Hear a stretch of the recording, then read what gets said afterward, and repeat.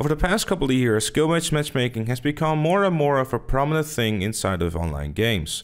Perhaps not so much that it exists, but more so that it's become noticeable. And with the release of the Call of Duty Black Ops Cold War Alpha, the conversation quickly geared to skill-based matchmaking once again, to a point where it was even trending on Twitter.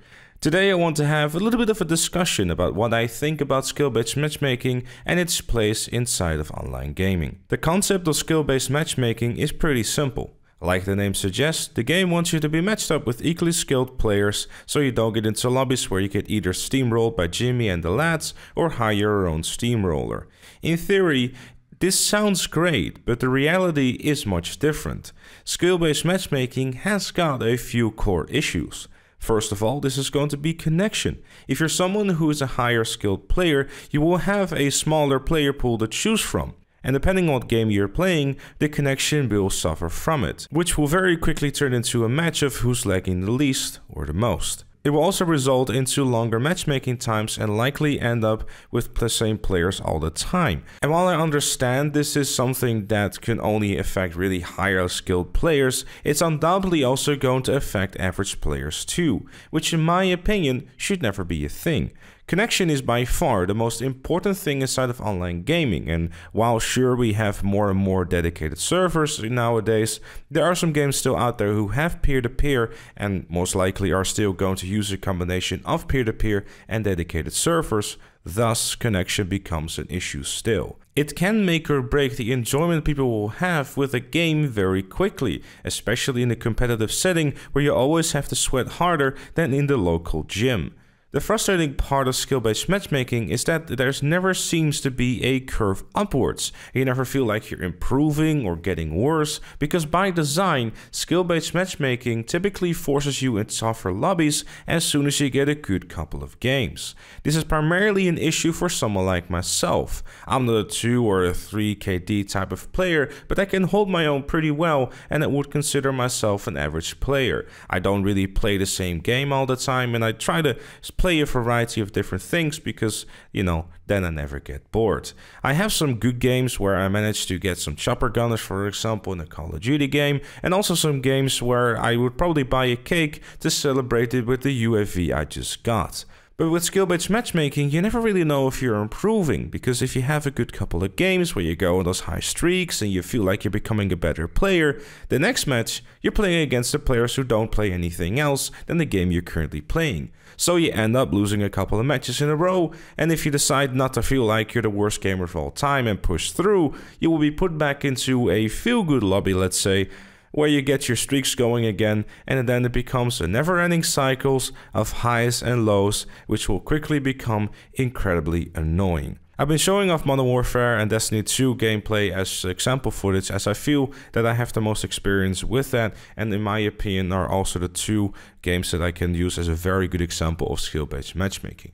Now, of course, Destiny 2 recently has patched out skill-based matchmaking, or at least has become more focused on the connection itself, but the issue for average players is still there. Having talked a little bit to a friend of mine called Joker, who is an active Destiny 2 player, he told me that he doesn't really have the MLG matches anymore as a higher skilled player, but the average player is still going to deal with the before mentioned issues because of the constant swinging back and forth of performance inside matches. Because the primary issue with an average player is that there's no consistency in its performance. I, for example, sometimes go 40-2, but the other match I'm going on an average like 15-10, for example, because the map is a little bit larger, I take more time, I have trouble finding people, I get flanked and stuff. So there's never really a consistency with the score, thus it making it very difficult for a skill-based matchmaking system to really nail down what kind of lobbies I should be put in, and that of course also creates an issue. There's a lot of gamers out there who just simply want to come home and then play a few rounds of their favorite game, have a beer, and then forget about the day. But lately the skill-based matchmaking trend has really thrown casual gaming pretty much out of the window in many aspects. I personally love a good competitive match. Sign me up for a very close race in GTA Online, a super close match in Search and Destroy in Call of Duty, or that nail-biting final round in something like Rainbow Six Siege any time of the week. But there's a time and a place for these highly competitive environments, and I'm not sure if casual playlists are the place for that. I feel that skill-based matchmaking has got a place within gaming, but perhaps not as strict as some games are implementing.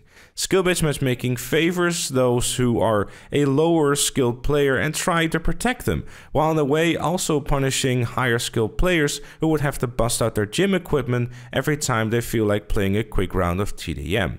It's a very, very tough balance to have, because you don't want Jimmy and the lad steamroll over little Timmy who just got the game for Christmas. I feel that ranked playlists are there for those who are looking to take their skill to the next level or are looking for a super competitive environment. Casual games should have some level of skill-based matchmaking, so you don't run into an issue like in GTA Online, where as a rank 1100, with months of playtime, you steamroll over a rank 15 who doesn't have an AK unlocked. But at the same time, as a higher ranked player with a lot of time invested in the game, those kind of matches are kind of fun, you know, kind of challenging yourself to use a lesser used weapon like a pistol, and you don't always have to go for the same kind of high skill weapons because there's always a meta, but sometimes it's just fun to just run around with a pistol or try to knife people or just use something completely off the meta or something that is nowhere near as good as the top weapons. That is where casual matches really come into play. You just be able to